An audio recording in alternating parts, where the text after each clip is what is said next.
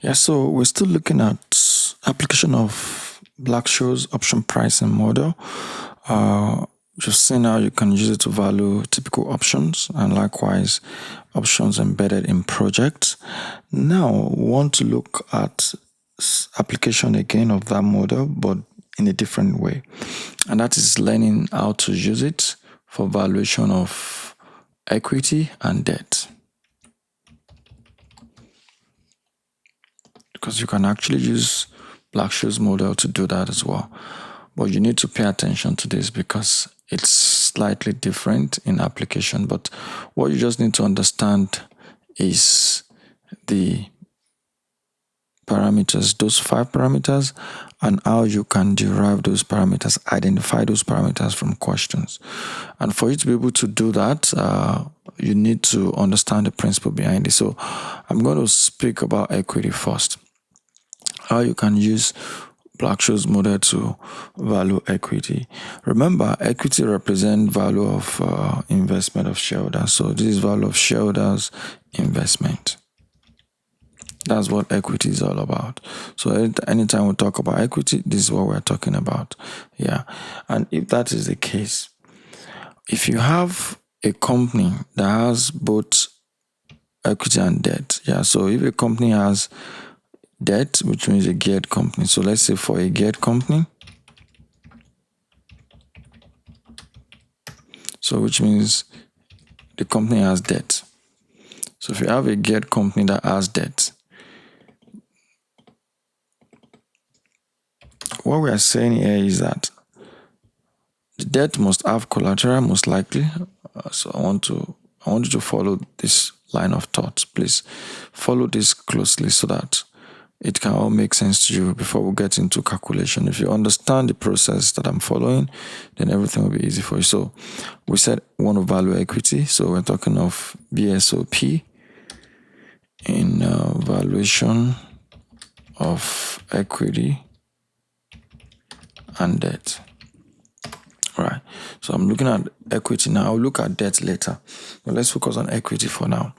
So I said equity is just value of shareholders' investment, right? So, and if you're talking about a company that has collected debt, which means a geared company, yeah, the asset of the company will be the collateral for the debt.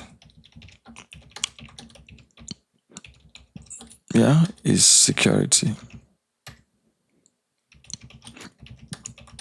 for the debt.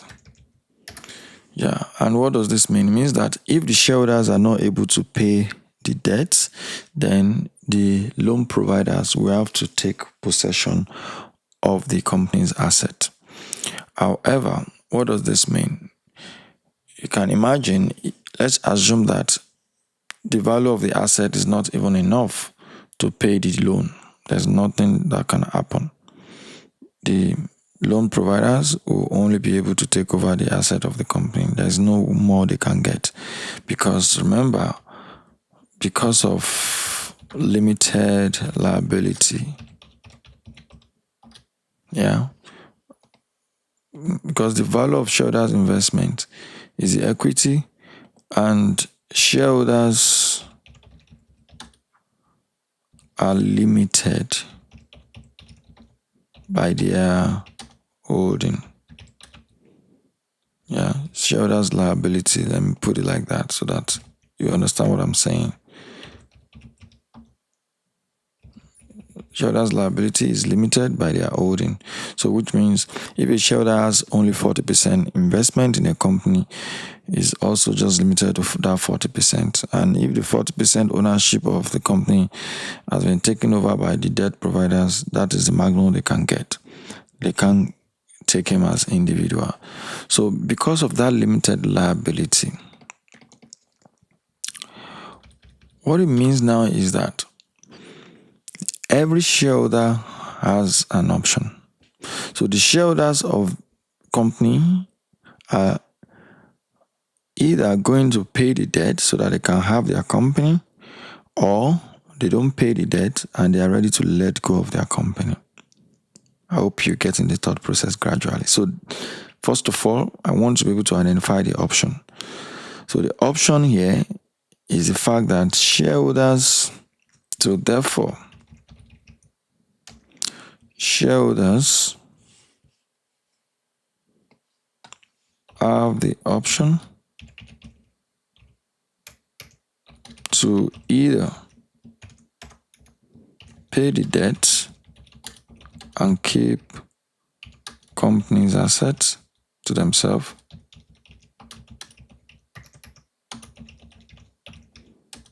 or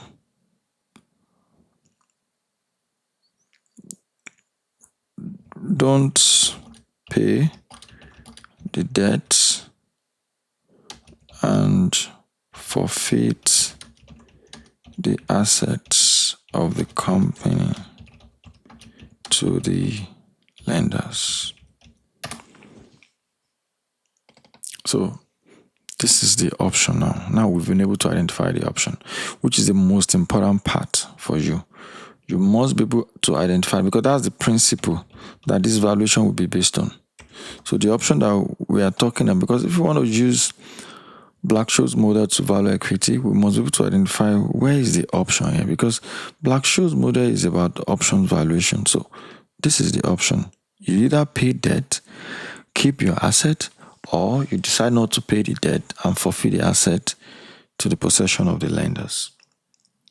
But the question is, what will make shareholders want to behave like this? Usually, they will choose the first option if the asset value is more than the debt. Remember, the option is with the shareholders. The option is with the shareholders, not with the lenders. So the lenders will only be able to act if shareholders fail to pay their debt. And that is the option here, the second one. And definitely you can imagine that if the debt is more than the asset,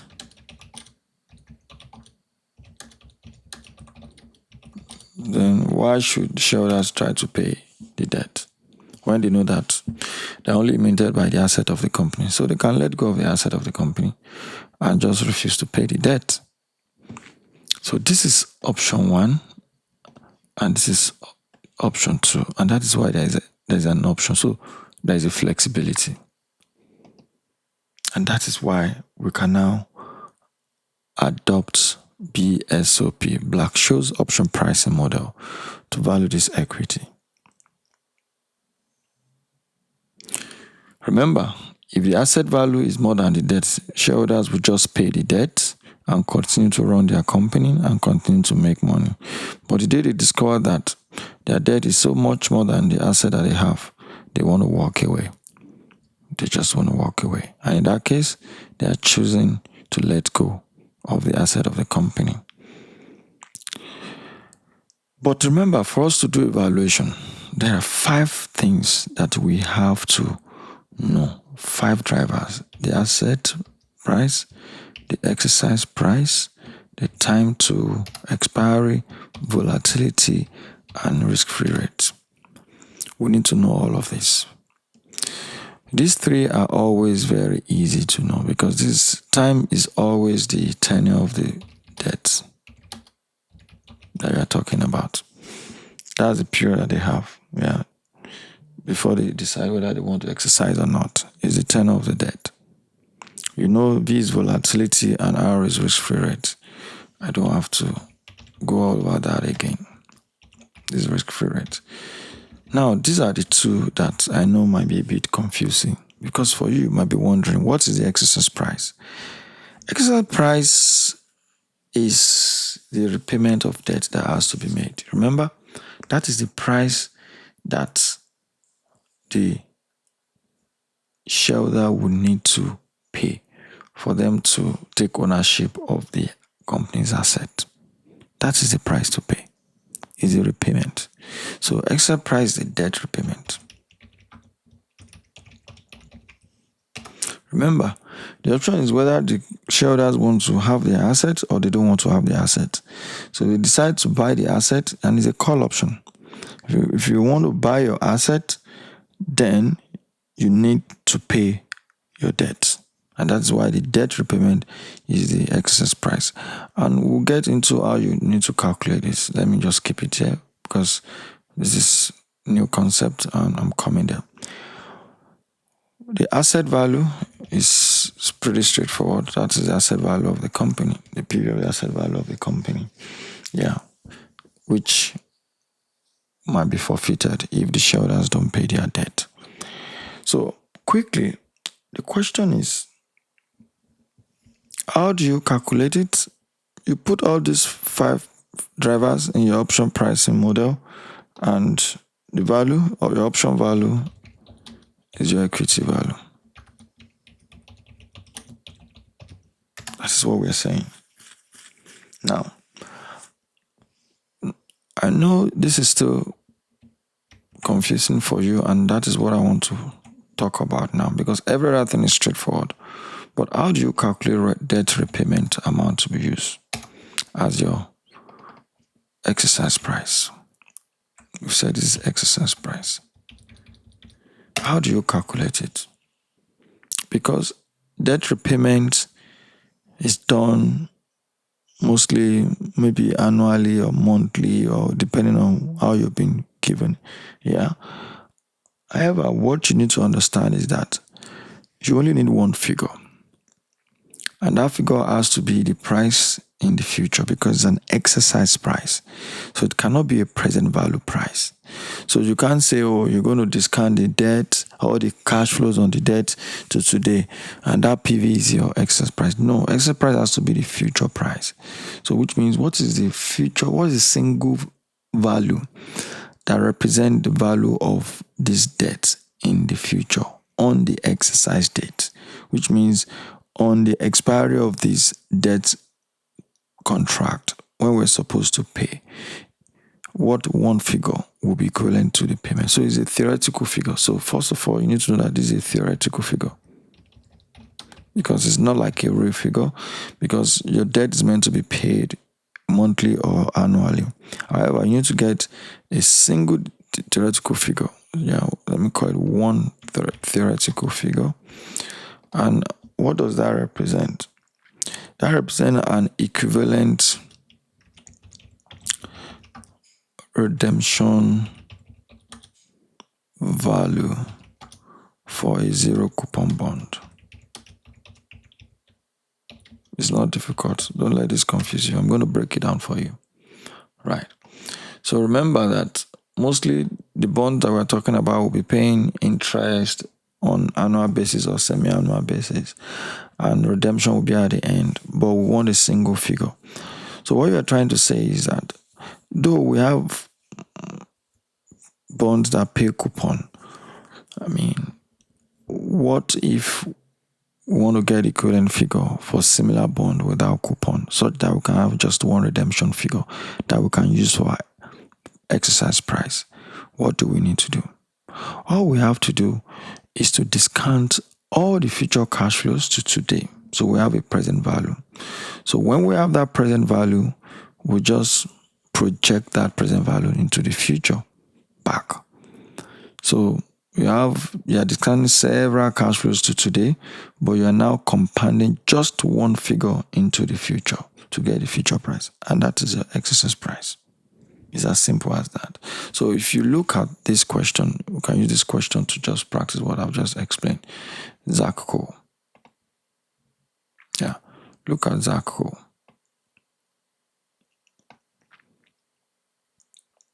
Yeah. Remember what I said? We want to calculate theoretical redemption value of an equivalent zero coupon debt for this instrument. Yeah, we're not doing option valuation yet. I'm just using this example to explain to you how to calculate your exercise price. Okay, so look at this bond. Zaco has $100 of debt in issue, 9% coupon, 5 years to maturity, cost of capital or cost of debt 10%. So what do we need to do? We want to calculate the future value that will represent an equivalent redemption value, assuming that this debt were to be zero coupon bond. So first of all, we need to get the PV for today. So let's say year 1 to year 5, because a 5-year bond. $9 every year, then 109 at the end of the year. So we know that PV can calculate it to be equals to 10% cost of capital, then all of this. So we know that today, that's the present value. But the question is, what would this value be in year 5? So which means we need to project this value into year 5, compound it. So what is the future value? That is the equivalent value of redemption. And use your normal formula, FV equals to PV into 1 plus R. I'm sure remember this formula, raised to power N. That's what we have to use. Yeah, so which means we say this multiplied by 1 plus 10% raised to power 5 for 5 years. And that is it. So that will form the exercise price, because that represents the redemption value, assuming this bond we're not paying the coupon. Yeah, if it were to be 0 coupon bond. So which means all this coupon would have been lumped into the future value, so that if you discount, whether you discount 154, you see if I put 154 here now, yeah, and I say, okay, you have a 0 coupon bond that doesn't pay anything, but redemption value after 5 years is 154. What is the present value? You know what you have done is you would have done PV is equals to future value multiplied by 1 plus R raised to power minus N. Yeah, because now PV you're trying to do 10%. Yeah, raised to power minus 5. And you can see, you say the PV of the 0 coupon bond is 96.21. You can see, which is equivalent to what you have here as well. So that is why that application you need to understand very well. So very good. So that is how you always get your exercise price. So, and that is what exercise is, the debt repayment amount. Yeah. So I'll call it equivalent redemption value of 0 coupon bond. The theoretical value. Yeah, that's what you always have to use. Now, let's look at even a more detailed example, Sparks. Like I always advise, take a few minutes, go through the question. So we're looking at Sparks now.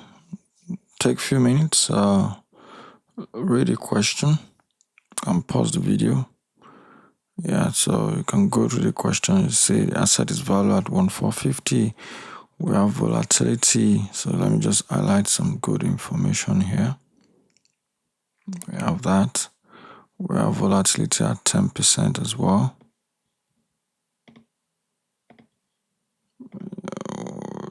There's a 4% bond, so this coupon 4% given. The value of the bond is given as well, so that we can, that's the par value of the bond. That information will assist us to know the number of bonds that was issued. The tenor of the bond is here as well, 3 years, and the redemption value is 25% over par. So you have to take note of that. 125 on redemption. Interest paid annually, yeah, risk-free rate at 4.2%. That's what we need. Is the risk-free rate that we need, not SOFR. Yeah, the rating of the bond has been given, and the similar spread for such bond is here. So this will help us to determine the yield on the bond, which will be our cost of debt. Yeah, and if you are talking about 3 years bond, yeah, we have to be using the spread of 1.25 for a similar rated bond, BBB. Yeah. So the directors of Spark always try to obtain as many different valuations as possible. Yeah, especially when evaluating a potential acquisition. And this time around, they want to see what the option price in theory will give in terms of valuation of the company, which is the equity. So we want to use Black-Scholes to do this valuation. Yeah, remember, like we said 5 factors, 5 drivers, very important, which is asset value, the exercise price, volatility, time, and risk-free rate. We know the risk-free rate they gave us already, 4.2%, so 0.042. The time is 3 years. Remember, the time to expire is just the tenor of the bond, the tenor of the debt, and the volatility has been given at 0.1. Excess price, we have to calculate it because we need to determine what the redemption value will be if the bond were to be zero coupon bond. So we'll come back to that. So I'll say working 1 for this. And the asset value has been given at 1,450. So this is what we need to calculate now, first of all, before we can value this option. Because once we value the option, that is the value of the equity. So how do we do that? We need to plot quickly cash flows for year 1 to year 3. So we now have year 1, year 2, and year 3. Yeah, so cash flow for year 1 is only the coupon that we're going to get, which is just 4. Year 2 is just 4. Year 3 will be the both of coupon and the redemption value. And they told us redemption is at 25% premium, so which means plus 125. So that will be 129. So if we have that, we can get our present value using our formula, which is equals to NPV. Yeah, rate is our cost of capital rate. Okay, so we need to get that cost of capital rate. We don't have it. Yeah, so I'm going to pause on this first. So let's get the rates, yeah, which is our yield. Yeah, you can call this yield, or you can call it also cost of debt, because that is what the investors are asking for. And we said that would be equals to, from what we learned in our previous studies, that is risk-free rate plus the spread. Risk-free rate has been given at 4.2%, and spread that will be applicable for 3-year bond of the same rating is 125 basis point, and that is 1.25%. And that is going to give us 5.45%. Yeah. So which means this formula can be used now, NPV formula, to calculate 5.45%, then comma all the cash flows. And with that, we know the PV is 117.4. Remember, what we need is the future redemption value, assuming that figure is to be projected to the expiry or the redemption date. So that equals to the present value of this multiplied by open bracket 1 plus R, which is 5.45, then raised to power 3, because for 3 years. And that will give us a future value of 137.67. So this will form our exercise price. Now we can apply Black-Scholes to do our valuation. So we know the asset value is 1,450. Yeah, but it's not 1,450 per share. So the price that we had before, let me just do this quickly. This price of 137 is for one bond, right? So we need to get the total value of the bond. And remember, they said the book value is 900 million, so which means we definitely have 9 million bonds.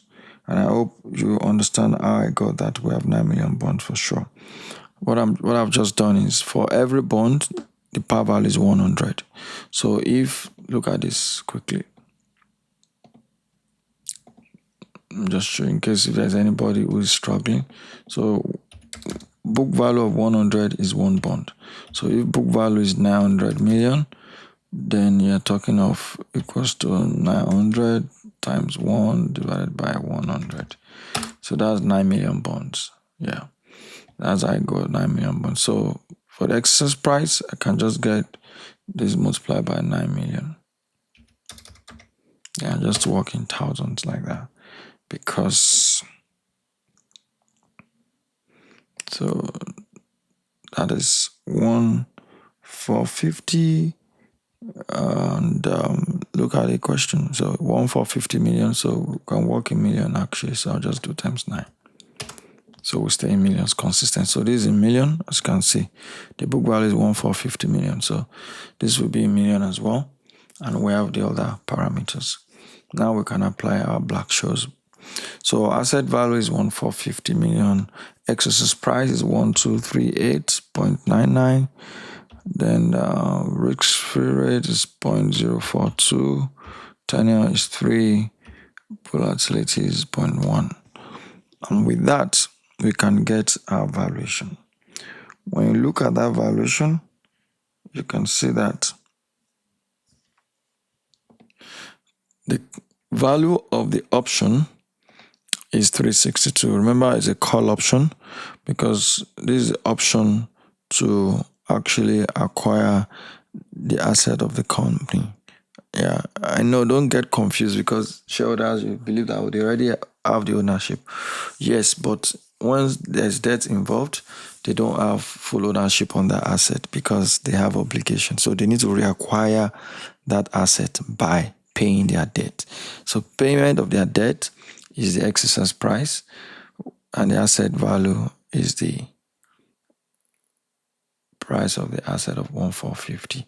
So here what we will say is that the value of equity is equals to the value of option, of call option. And that is equals to 362 million, as you can see from the Black-Scholes model. So it's that easy, that simple. Once you can determine your future value here, this exercise price, I think that's probably a bit more complicated part of it, which is not that complicated. Yeah, so the option value is 362, which you can definitely split into the intrinsic value and the time value. Remember, we said intrinsic value is always the market value minus the excess price. So intrinsic value is always your market value, which is your PA minus your PE. Yeah, in this case, you're saying that equals to PA minus PE. So that's your intrinsic value, and your time value is the difference between your option value, which is 362, minus your intrinsic value. And you can see, in case you're trying to understand how this is works. So it means, yeah, it's practically almost like the net asset, yeah, of the company in principle. Yeah, because remember that your PE is actually a debt value and PA is the asset value. So almost like asset minus liability, then you're left with net asset, right? So which means you have extra value of 150 on top of that net asset. Yeah. So in summary, your value of equity is 362 million. And that is how you use option pricing model to value equity. The same way you can use option pricing model to value debt. And pay attention to this. This one is pretty easy. It's simple. Yeah, but you need to understand the principle. Yeah. So if you are talking about debt, how do you interpret that? Remember that once a company has a debt, people or the money provider, the loan providers will ask for collateral to secure that debt. And once they secure it, it's almost close to being a risk-free bond, risk-free rate, because they're trying to take away the risk from it. So what we're saying is that corporate debt, or let's say risky debt, yeah, plus I call it, let's say, security. Yeah, is equivalent to risk-free debt. That is your general principle that we're trying to use when you're talking of using option pricing model to value debt. You need to understand that once you put security with a risky debt, is almost the same thing as risk-free debt. And that is why if you value all of this, it's still going to be equivalent. So you're saying value of risky debt plus value of the security equals to the risk-free debt value. But this security we are talking about has to be an option, because that's the only way to bring in the option pricing model here. Right? So what we are saying is that to get a bond value, a risky bond value, which is what we are looking for, risky bond value would then be equals to the value of, so we arrange that formula on top of the risk-free bond minus the option, because now you're going to be using the option as a security.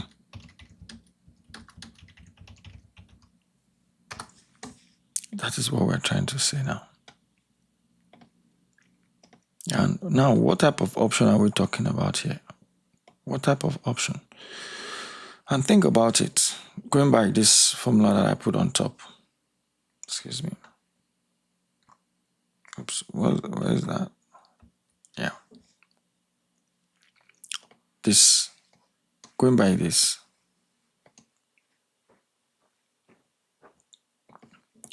What type of security we are talking about? It's still security on the asset of the company. But how do we interpret it as an option? What we're saying is that if you have borrowed money, you have an option to either pay the money that you borrowed, which is the bond, or you forfeit your asset. So you give your asset or you sell your asset. That's what we're saying. Similar to what we did in the previous one for equity.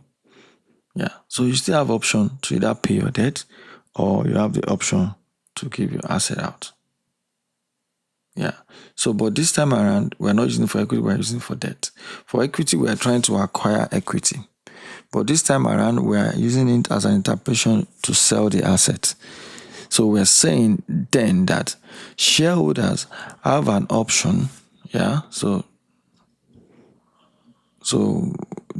the holder of debt. So I'm not going to use shareholders again now because we are focusing on debt.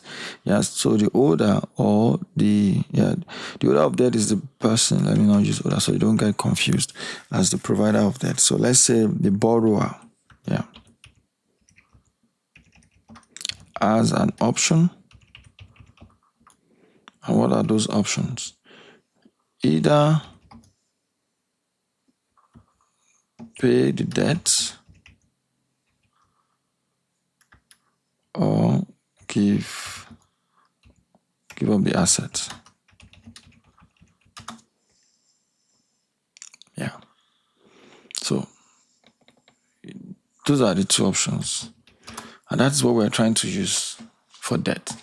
So if the borrower has the option, then what is the value of the option? And how is the option even applicable here? Remember, if he pays the debt, he has his asset, because to get his debt, he has pledged his asset. So which means he's willing to let go of the asset. So he's willing to say, okay, that means the debt that I've collected is the proceed for the asset that I'm giving up. So no more. You can take the asset and I'll keep your debt. I won't pay you back. Or I pay you the debt and I hold to my asset. So which means there is a put option, because it's the option to sell the asset. So this one is not a call. He's not buying the asset. He's selling the asset. He already has the asset. So it's whether he wants to let go of the asset or he doesn't want to let go of the asset. That is the put option. And that is why that is the option that we are going to be talking about here. So it's a put option. Yeah. Put option on the assets used as a security. So that is how you're going to value your risky bond. And how do you get the put option on the asset used as a security? See, look at Black-Scholes here. It's always going to give you your put option. So it's the same principle, because you've already used Black-Scholes to get a call value. The same model can give you put option. Yeah, and that value will be here. And the value of risk-free bond will always be given to you. So this one is pretty easier, and you can easily calculate the value of your risky bond. And you can see definitely that the asset value remains the asset value, and the excess of price is still the value of the debt, which is the theoretical redemption value, assuming the bond is a zero coupon bond. And that is how you can apply this principle of Black-Scholes option pricing model for valuation of equity and debt.